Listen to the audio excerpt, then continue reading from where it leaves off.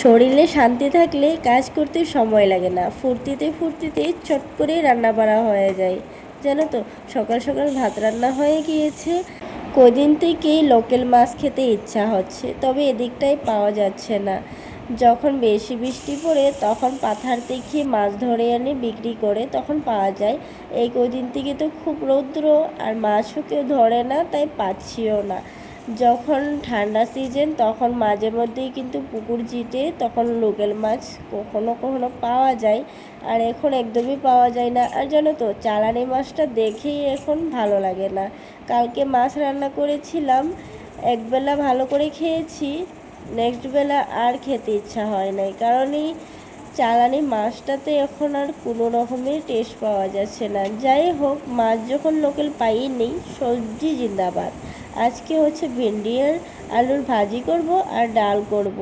Simple খাওয়ারই ঠিক আছে, চালানি মাছ খাওয়ার থেকে একদমই টেস্ট নেই। আর সকাল দিকে যে দোকানে বের করে রাখে, এই গরমের মধ্যে মাছগুলোর অবস্থা খুবই খারাপ থাকে, খেয়ে কোনো রকমের টেস্ট থাকে না।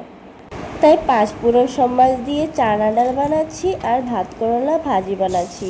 ওইদিকে ভেন্ডি আলু কেটে রেখেছি, ওইগুলো ভাজি করে নেব। ভাজি আর ডাল দিয়েই হয়ে যাবে। এই হলো আমাদের সিম্পল খাবার। আশা করি তোমাদের কাছে আজকে আমার সিম্পল খাবারটা ভালো লেগেছে।